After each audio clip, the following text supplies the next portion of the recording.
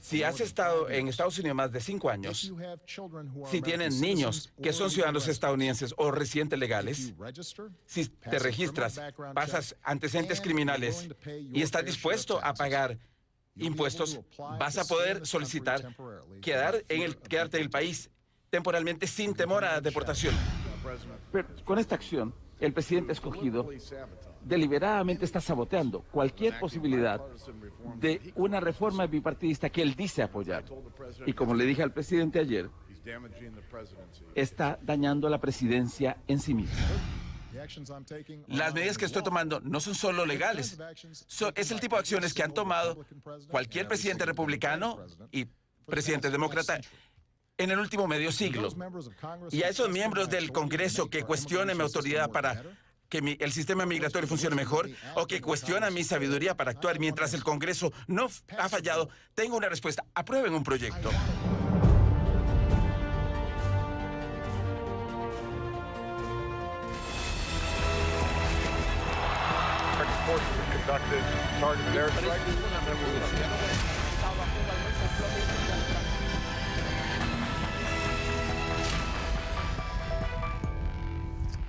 Bueno, sin duda que estas últimas 24 horas han sido de gran alegría, sobre todo para la comunidad hispana y dentro de los hispanos, aquellos hermanos que no tienen papeles. El anuncio del presidente Obama ha creado una conmoción, no solamente entre los demócratas por su valentía, sino entre los republicanos por su osadía. ¿Quién mejor que una mejor demócrata en el sur de la Florida, la señora Annette Taddeo, que estaba corriendo hasta hace poco para vicegobernadora con el señor Charlie Crist? Y bueno, un gusto.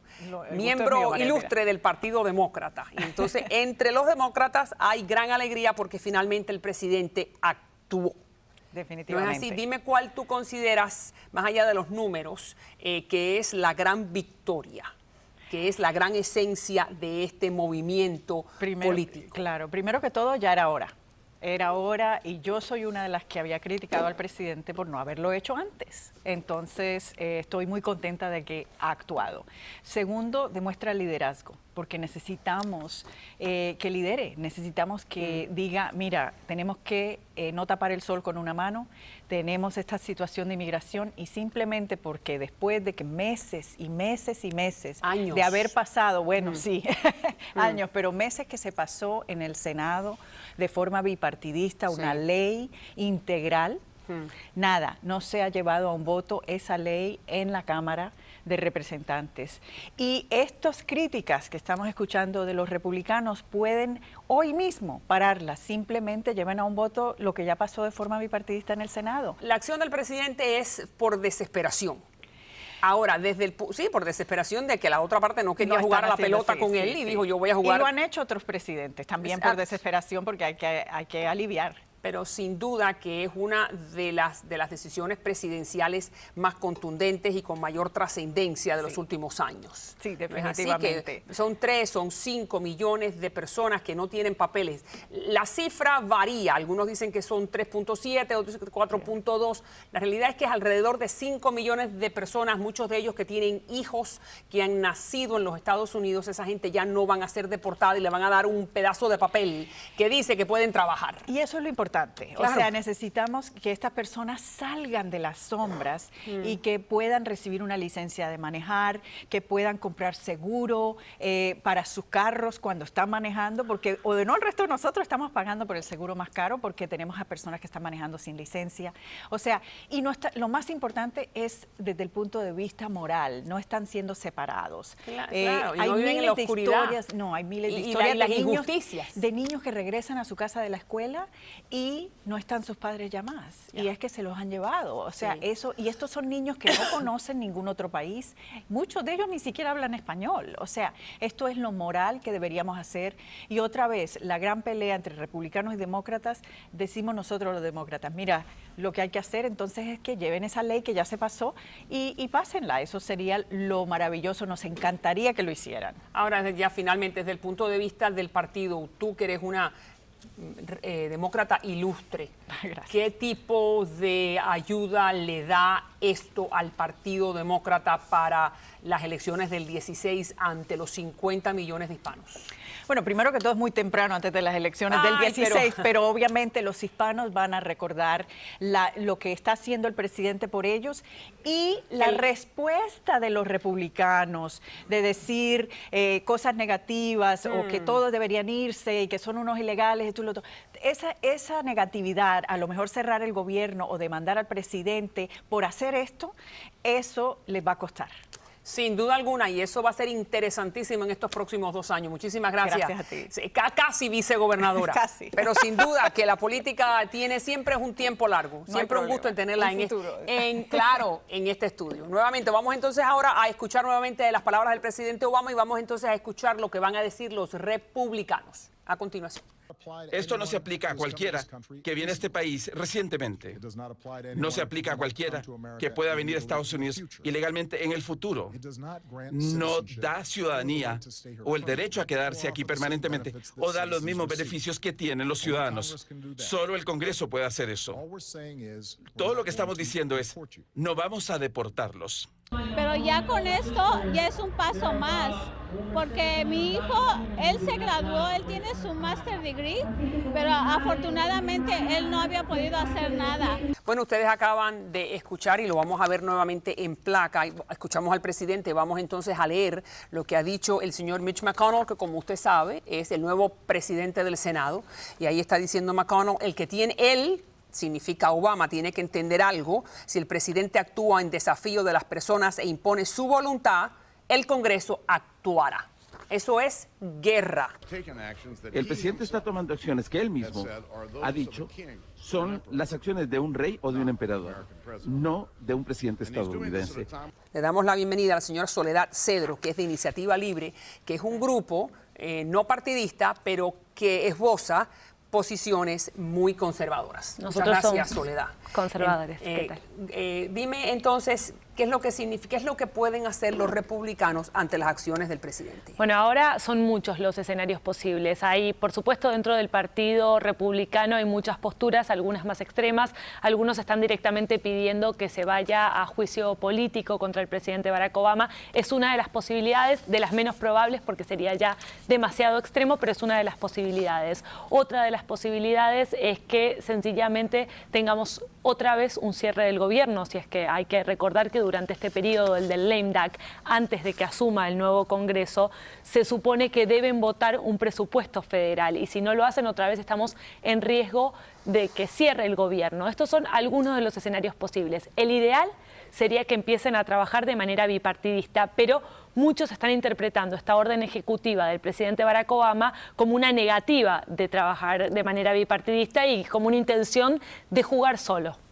Claro, y entonces Obama es como un círculo vicioso. Obama le dice, pero es que yo los invité a jugar y ustedes no quisieron jugar conmigo, entonces por ahora yo juego solo. La gran pregunta es si los republicanos en realidad van a ir a la guerra, como lo han dicho, y cuánto eso le puede afectar ante el votante que representa la minoría más importante del país. Hay un costo político en esta guerra, ¿no es así? En todo hay un costo político y en particular con los hispanos, ¿no? Claro. que van a ser una masa votante muy importante en el 2016.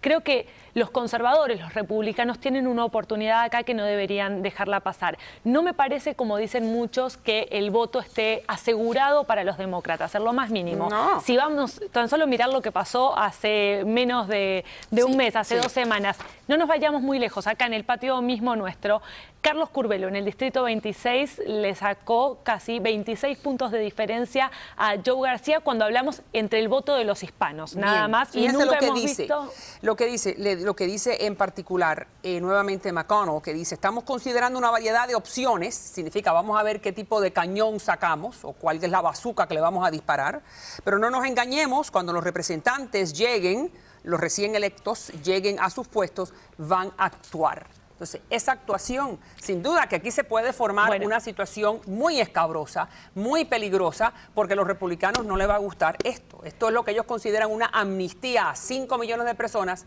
que no les gusta la palabra amnistía. Pero igual no necesariamente, no son todos los republicanos iguales. Hay muchísimos republicanos que están trabajando por una reforma migratoria de manera súper activa. Hemos visto al senador Lincoln, John McCain, a Ileana Ros-Lehtinen, a Mario Díaz-Balart, al senador Marco Rubio, que encabezó el proyecto bipartidista. Digo, hay muchos que están trabajando por esto y hay muchos... Pero esas voces no se están oyendo, se están oyendo las voces del liderazgo. Bueno, de igual manera, me parece que la falta de voluntad de trabajar de manera bipartidista se ha visto en los dos partidos, lamentablemente. Absolutamente. Y el presidente Obama, cuando fueron las elecciones del 4 de noviembre, que perdió como no ha perdido ningún presidente desde la década del 40, su reacción fue decir, voy a escuchar al pueblo. Sin embargo, no sé si lo está escuchando.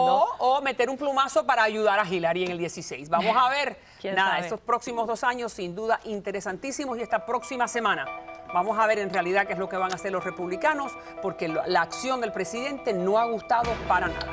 Gracias nuevamente. Gracias. Usted decide siempre con su voto. Ya regreso con más.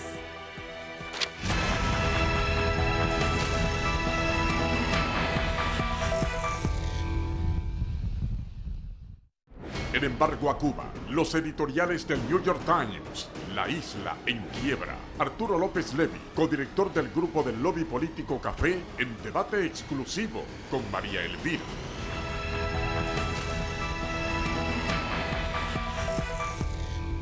Bueno, le damos la bienvenida al señor Arturo López Levy, gusto en tenerlo en el programa. Siempre me encanta abrir este foro para todo tipo de ideas ideológicas, y sin duda que usted es una idea bastante diferente a la mía en particular y a muchos miembros del exilio. Muchas gracias por estar con nosotros, López Levy. Como digo, profesor de la Universidad de Denver, y de entre el 92 y el 94 usted fue analista político del gobierno cubano. Después me va a explicar eso, cómo es que uno puede ser analista político de un gobierno donde es un régimen militar y que no necesariamente reciben ideas diferentes a la de ellos, ¿sí? Pero vamos a dejar eso para el final. Dígame qué usted piensa de el gusto es mío. Dígame de los 6 editoriales que acaban de salir en el último mes y medio en el periódico el New York Times. ¿Qué piensa usted de eso? Bueno, a mí me parece que es muy importante que el primer periódico quizás del mundo, el New York Times, ha asumido una serie de editoriales que yo les recomendaría a todo exiliado leerlos en el orden en que fueron publicados. En este programa los hemos puesto todos, del 1 al 6. Eso yo creo que te agradezco por esa función social, porque me parece que es importante actualizar el debate que está teniendo lugar en torno a la política norteamericana hacia Cuba. Y si uno los lee en su orden, es un cuestionamiento racional de primer nivel a la política de Estados Unidos hacia Cuba. Vamos a analizar uno por uno con usted. La primera pregunta es, ¿usted no cree que hay gato encerrado? El periódico el New York Times, que posiblemente es el periódico más importante del mundo, 6 ocasiones en un mes y medio a una isla que es bastante insignificante. No somos Irak, no somos Afganistán, no somos la Arabia Saudita. No hay grupos financieros detrás. Bueno, yo no creo que hay gato encerrado en eso. Yo creo que el New York Times, como toda la gran prensa norteamericana, tiene un vínculo importante con el establishment de política exterior. Y si uno ve los reportes del Consejo para las Relaciones Exteriores, la Brookings Institution, que es una organización no partidista, el Carnegie Endowment for International Peace, todas las grandes instituciones vinculadas al establishment han cuestionado la racionalidad del embargo. Y esos grupos financieros y económicos también. Y está bien, pero ¿qué hay de malo que en Estados Unidos se quieran promover los intereses económicos y estratégicos de este país? Ninguno, pero son 6 veces en un mes y medio donde algunos consideran que o hay influencia financiera por atrás o que hay grupos como el suyo, que es Café, relacionándose e influenciando, lo cual no es ilegal y no está fuera de las normas de los Estados Unidos. ¿Café tuvo algún tipo de influencia para que el New York Times escribiera estos editoriales? No que yo conozca. Café es un grupo muy plural donde hay desde republicanos a demócratas y tenemos vínculos abiertos con sectores importantes de negocio norteamericanos, particularmente con sectores del Midwest que están muy interesados en ampliar las ventas de alimentos a Cuba, que es una cosa lógica. Está en el interés nacional de los Estados Unidos.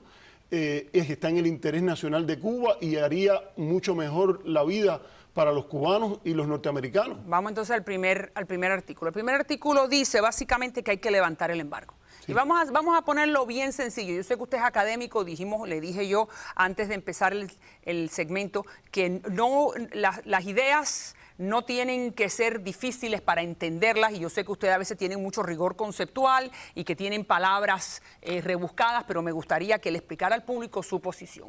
¿Por qué hay que levantar el embargo si en realidad Cuba no ha dado nada contundentemente a cambio para que los Estados Unidos entreguen esa carta? ¿Por qué? Bueno, yo creo que primero hay que empezar por lo que dijo el presidente cuando era un candidato, cuando él dijo que iba a negociar con Cuba sin precondiciones.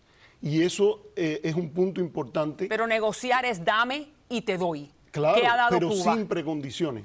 Bueno, vamos a ir por partes. Me hiciste por qué el embargo hay que cambiarlo. ¿Por qué? Y yo creo que hay tres elementos fundamentales. ¿Por qué hay que levantar el embargo si Cuba no ha dado nada a cambio contundentemente para que este país lo haga? Por tres razones. Dígame. Porque el embargo es ilegal desde el punto de vista del derecho internacional, es inmoral porque afecta a la población civil de Cuba y deteriora la imagen de los Estados Unidos a nivel mundial, y es contraproducente.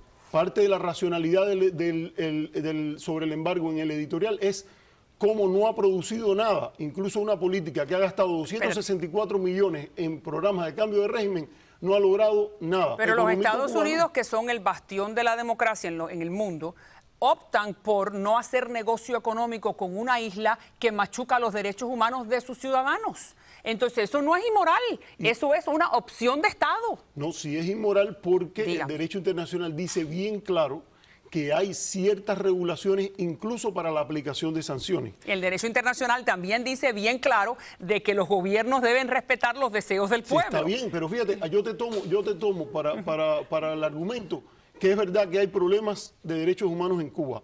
Ahora, se regula de qué manera se pueden promover la solución de esos problemas por otros estados, incluyendo los Estados Unidos. Por ejemplo, pero el si Consejo... si Cuba quisiera déjame en realidad... este argumento que es importante. El Consejo de Sanciones de las Naciones Unidas dice que toda sanción debe tener una sunset clause, o sea, debe tener un momento en el cual haya que reevaluarla de nuevo, no empezar...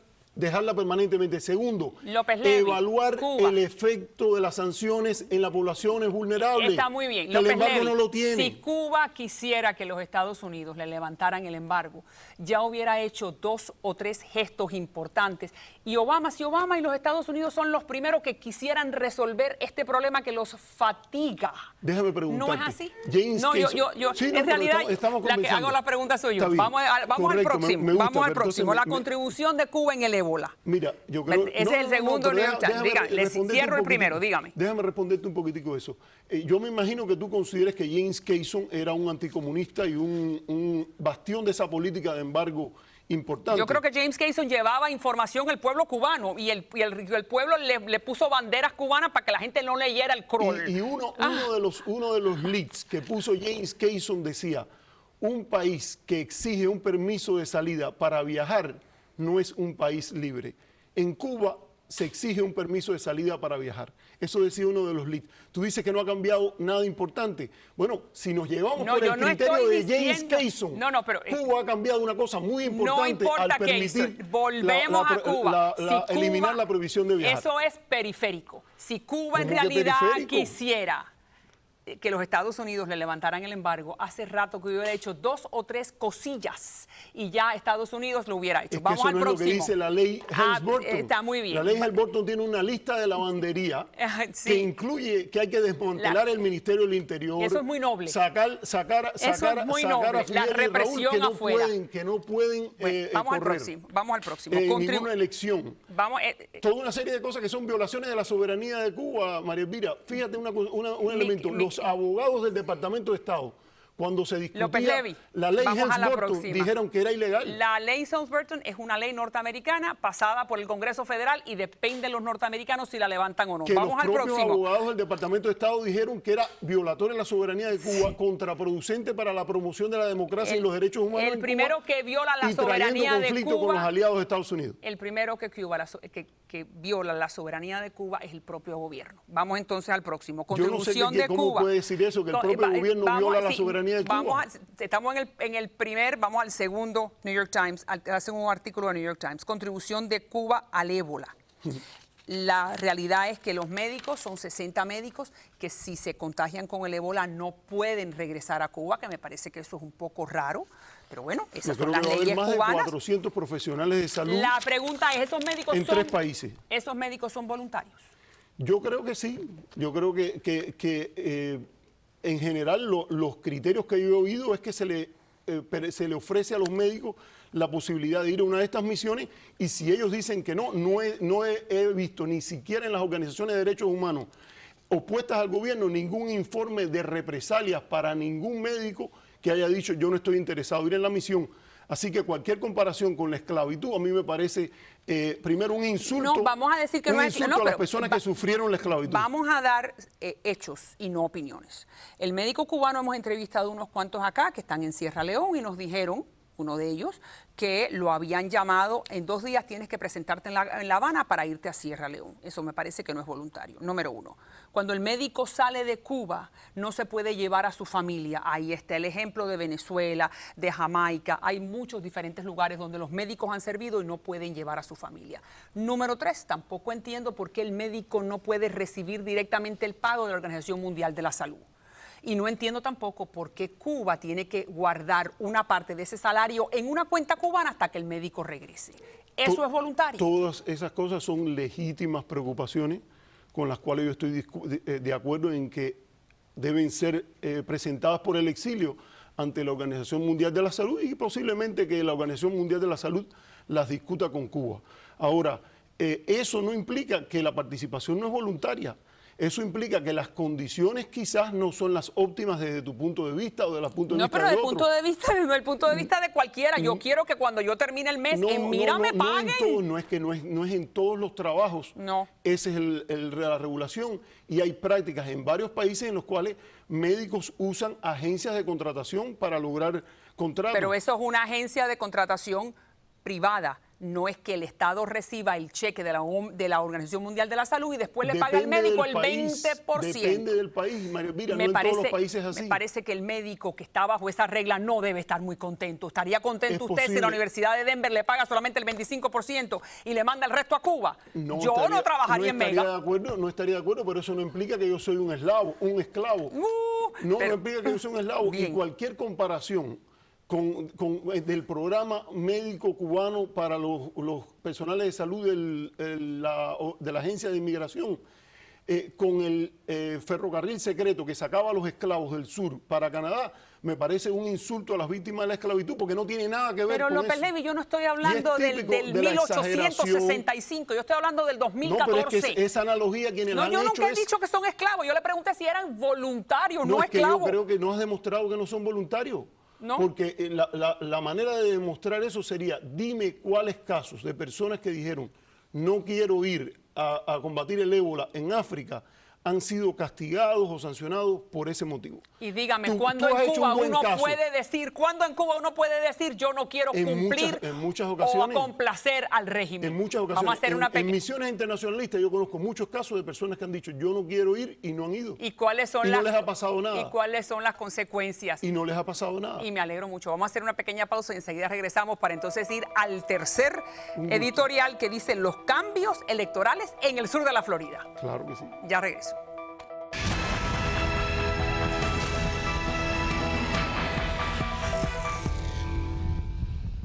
En embargo a Cuba, los editoriales del New York Times, La Isla en Quiebra. Arturo López Levy, codirector del grupo del lobby político Café, en debate exclusivo con María Elvira.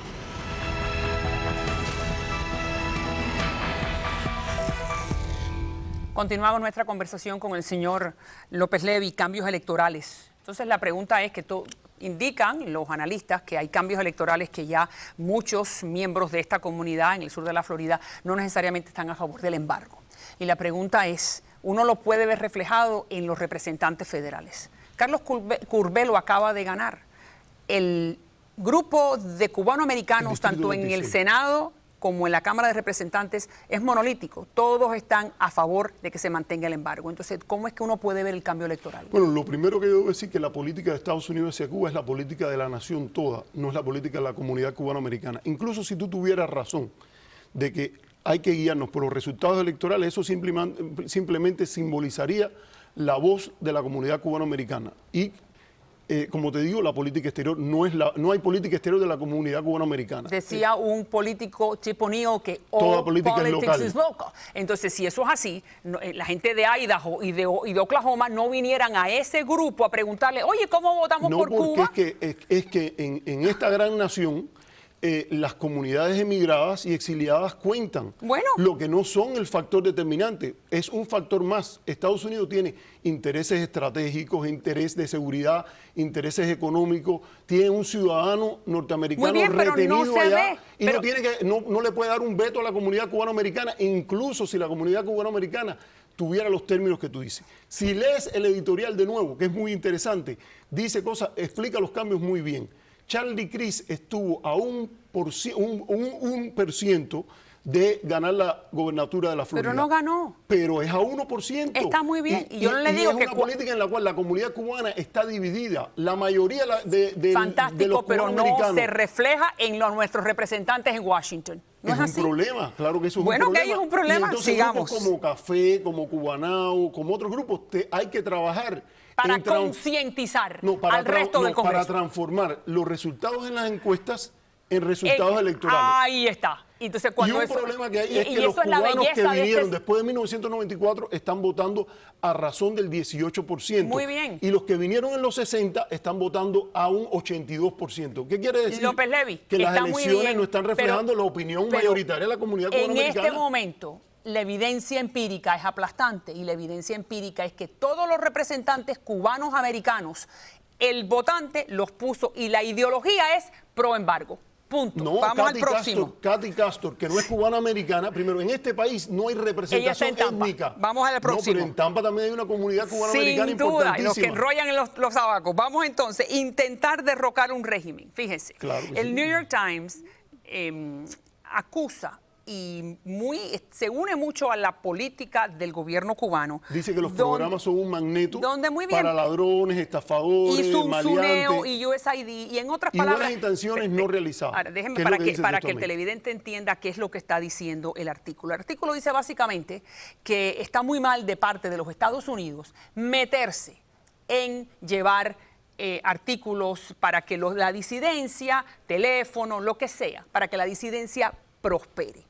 Sabemos que Cuba considera que todo aquel disidente podría ser miembro de la CIA o que está financiado por el exilio o que siempre hay una relación nefasta y malévola entre la disidencia y el exilio. Y yo le pregunto, ¿qué es lo que nunca nadie me ha podido explicar? Si Martí vino y pidió dinero en Tampa, si Fidel en el 26 de julio fue a Miami aquí a pedir dinero, fue a México y fue a Venezuela y todo el mundo, Juanita me contó que pasó el cepillo para que lo ayudaran, ¿dónde está el pecado en que para allá o el que quiera puede recibir dinero de Miami para hacer oposición en Cuba?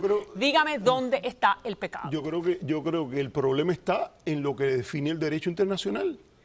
El gobierno norteamericano no debe tener un programa para subvertir el orden político y cambiar el régimen de otro estado. López no Levy. Me quiten a mí de Colorado un kilo para esos programas. López Levy. Me vienen a mí y me explican, mira, queremos tu dinero. Explíquele al público. Vamos a dejar al lado los Estados Unidos. Los grupos en el exilio. Pueden recaudar dinero para Cuba. Y lo han hecho, claro. igual el gobierno cubano tilda a esa oposición de miembro de la CIA, solo porque reciban $1. Vamos a dejar al lado al gobierno norteamericano. Aún así son pecadores. Y es lo que no entiendo. Eso no es lo que critica el New York Times. No, Lee de nuevo el editorial para que veas yo entiendo que el New York Times no critica. El gobierno de Cuba los critica. No, el editorial del New York Times. Bueno, tienes que discutir, tienes que invitar a alguien aquí del gobierno de Cuba. No quieren venir. Yo estoy respaldando el editorial del New York Times. Por eso lo estoy invitando a usted. ¿Qué es lo que Café ha respaldado?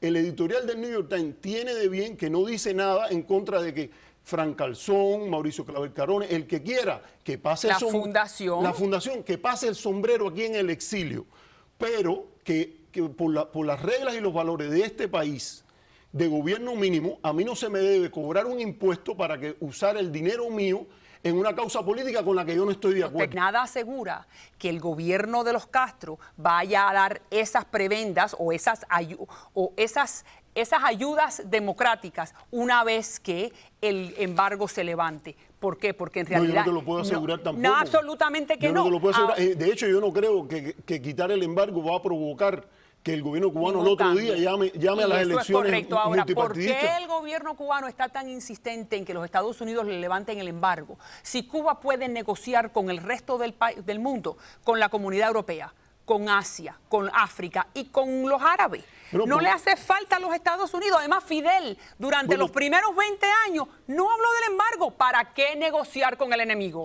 ¿Cómo que para qué negociar con el enemigo? Tú no ves en un mapa dónde queda Cuba y dónde queda los Estados Unidos. Los costos de transporte son muy buenos. Muy cortos. Está muy bien, pero ahí está México, ahí está Canadá. En adición, es el mercado más grande del mundo.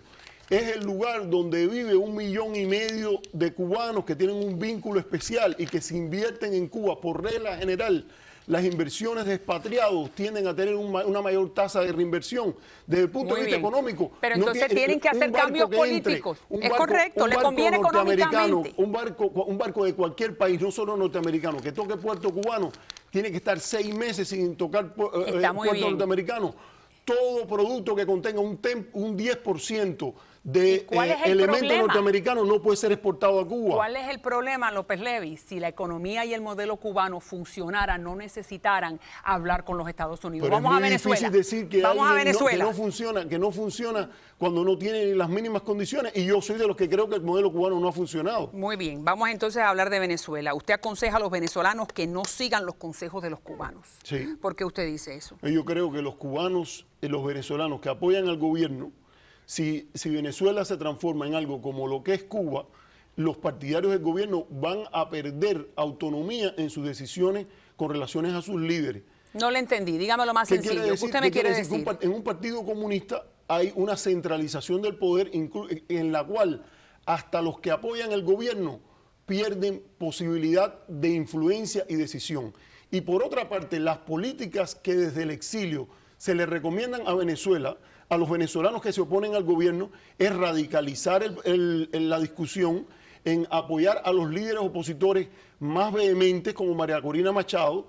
Incluso hasta han propuesto, en el caso del senador Rubio, imponer un embargo a Venezuela en ciertas cosas, que para mí eso lo que va a provocar es que Venezuela viva 50 años como lo que ha vivido Cuba. Nosotros ni la oposición ni el gobierno puede darle lecciones a nadie de lo que es llevarnos bien entre cubanos. Eso depende de Maduro, está muy bien, pero estamos hablando de Venezuela. Depende de Maduro. Eso depende de Maduro. No y el tipo, depende de Maduro. ¿A qué consejo quiera continuar? El candidato Capriles se movió al centro, moderó, y muchos de los opositores que siguen más los consejos cubanos cuestionaron al candidato Capriles e incluso llegaron a presentarlo como suave y como un individuo casi en las manos del gobierno, lo que a mí me parece sería una fatalidad. Esos son los venezolanos. El candidato más responsable que ha tenido la oposición venezolana. Esa es su opinión, eso no lo piensan otros venezolanos, consideran que Leopoldo López que está preso. Entonces no entiendo por qué uno está preso y el otro no. Mira, eso son opiniones de nosotros que tenemos que somos cubanos, pero dejemos a los venezolanos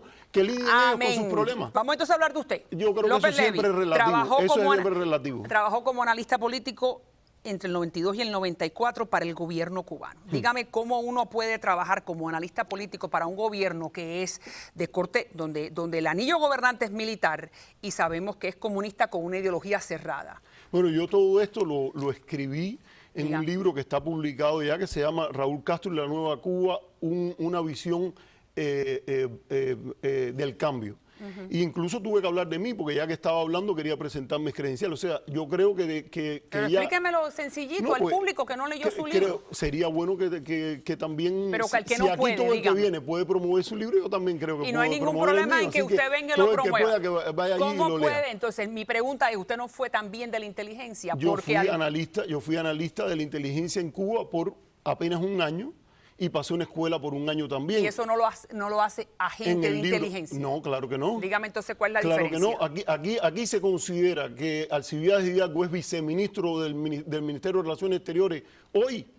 Aquí no se le dice a nadie que porque tú trabajaste entre el 92 y el 94, 20 años atrás, no se le reclama eso. Tú has entrevistado al general del Pino y tú le dijiste, Usted fue general de esa época. Tú no le dices que él es general hoy, ni pero aquí lo que yo creo que le molesta más a la gente. No, yo no le voy a decir lo que yo era hace cuál 20 años, sino lo que estoy diciendo ahora. No, la diferencia, vamos a discutir López Levy, argumentos y no personas. La diferencia. Vamos a discutir argumentos y no personas. La diferencia entre esas dos personas que usted acaba de mencionar y usted es que usted viaja a Cuba a menudo y lo envidio.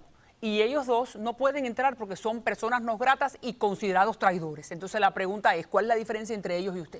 Bueno, yo no sé cuáles son las diferencias. Bueno, usted puede entrar en la Cuba. La primera diferencia que hay entre yo y muchos incluso de los que usan esta información es que muchos de ellos llegaron incluso a niveles mucho más altos que yo en el servicio al gobierno cubano. Vamos a López Calleja. López Calleja, que sin duda es uno de los 3 hombres que mandan en el gobierno.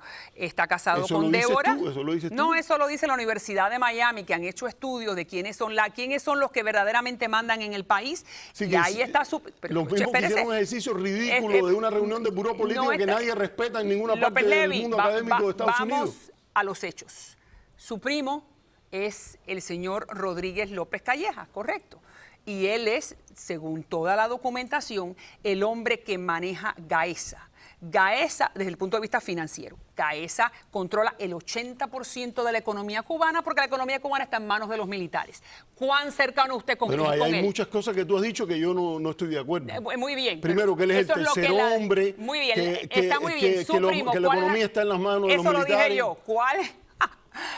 Ahí está la documentación, López Levy. Dígame, no está ¿cuál la es su documentación? cercanía? Dime en qué anuario de economía dice que la economía cubana está en su mayoría en las manos de los militares. López Levy, el gobierno cubano desgraciadamente no tiene libros transparentes. Vamos a la última. ¿Cuál es la relación entre su primo y usted? La familia es la familia. Bueno, primero que todo, dígame. Yo nunca hablaré mal de mi familia. Yo no estoy diciendo que hable mal, le pregunto, ¿cuál es la relación? Incluso, es mi primo, si tú mismo lo dijiste. ¿Y usted tiene relación con él? Bueno, yo no tengo una relación, cuando tú quieres decir una relación, de que cuando yo si voy cuando a Cuba, va a Cuba voy a lo visita. No voy a visitar a mi primo. ¿No lo va a visitar? ¿Y por qué no? Primero que todo porque hay en las Fuerzas Armadas cubanas tienen un ordeno que se llama el ordeno 13º, por la cual los militares tienen regulaciones para relacionarse ¿Y no se puede relacionar con la fuera. familia? No, incluso con la familia. Ahora tú te enteras que existe el ordeno 13º. En la próxima vez que lo vea eso. en un puerco asado, dígale que me deje entrar. Gracias. Yo no como un abrazo, me tengo que ir. Bueno, entonces, yo sigo en un pavo asado. Si lo veo, le daré tu saludo. Siempre bienvenido. Y estoy seguro que estará muy contento de siempre bienvenido por venir. Regreso yo. Regrese. Con tan buen look, le mande saludos. Muchas gracias. Yo sé. Muchas gracias nuevamente. Un gustazo. El gusto es nuestro. Ya regreso.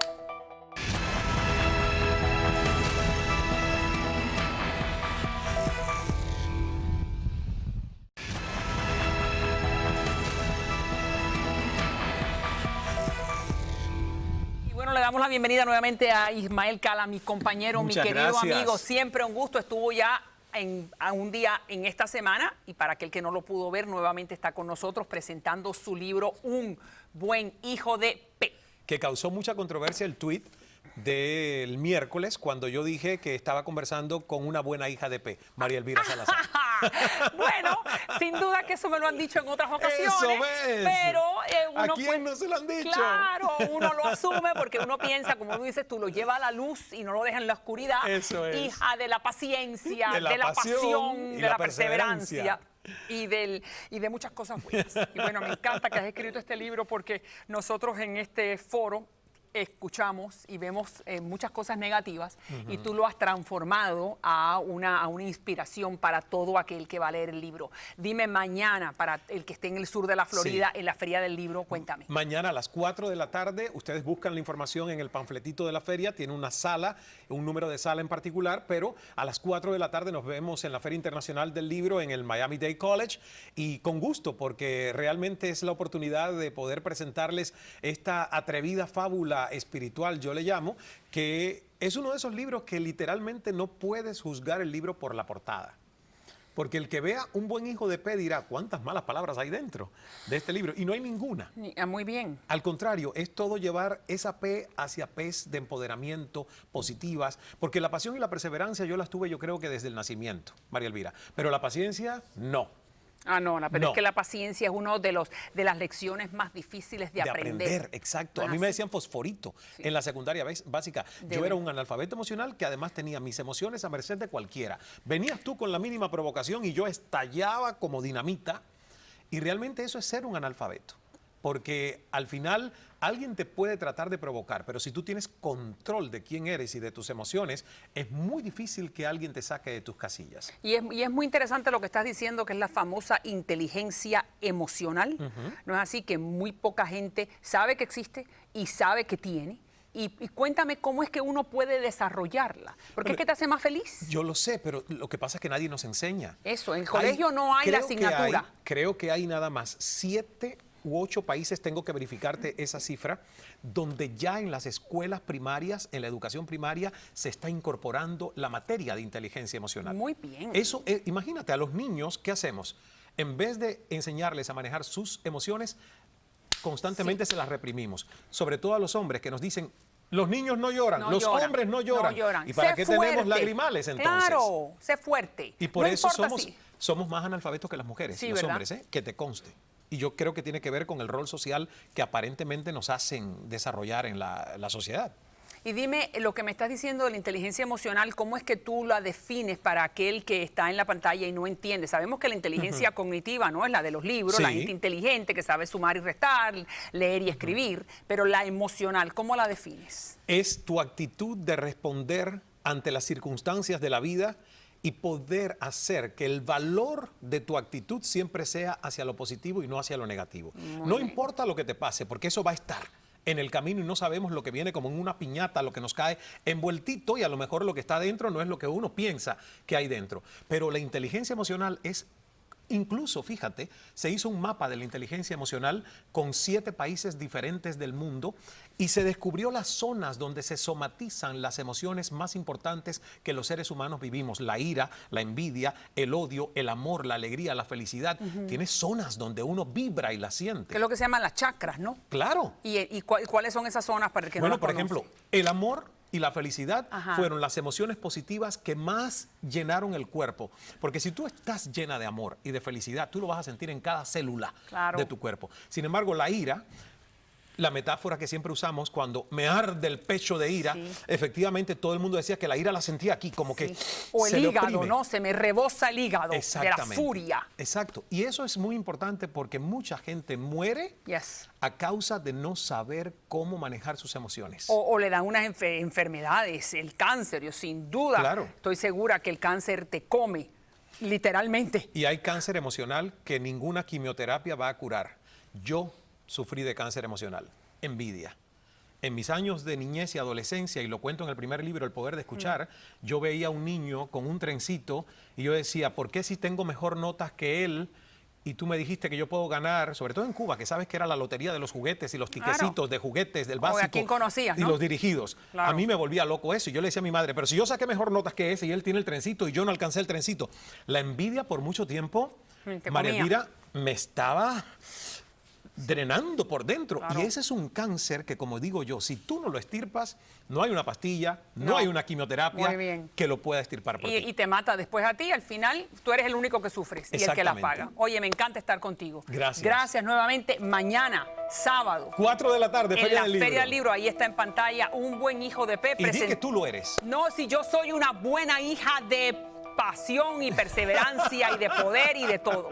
Y te agradecemos muchísimo que estás utilizando los medios de comunicación para llevar este mensaje tan positivo. Como yo siempre digo, al final de todos los programas, si Dios contigo, ¿quién contra ti? Y eso es verdad y me alegro, que yo sé que tú también lo crees. Así es. Mañana a las 4 en la Feria del Libro en el sur de la Florida. Un gusto. Dios es amor. Gracias, María Elvira. Sin duda alguna. Gracias. Ya regreso.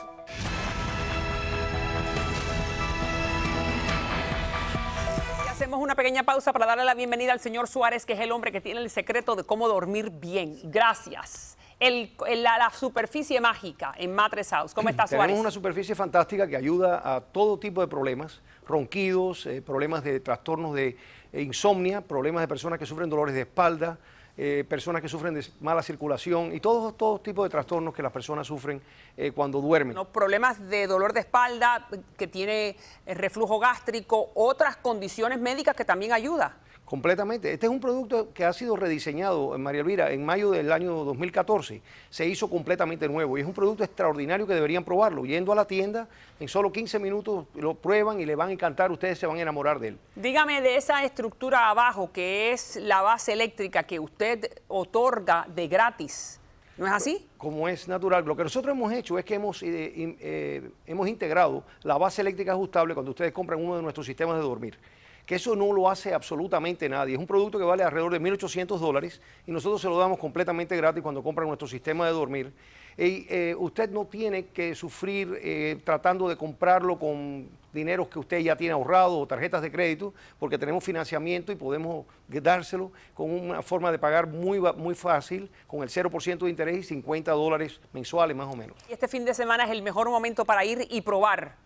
Y no te olvides, María Elvira, que tenemos un regalo especial para todas aquellas personas que vienen con la palabra clave. María Elvira me mandó. Quiero que ustedes vayan y que nos visiten. Así me gusta. El mejor trato, el mejor precio, el mejor servicio y los mejores regalos. Sí, señor. Para los que mencionan mi nombre. Estamos aquí para servirlos. Así es, Suárez. Muchas gracias. Hasta la próxima.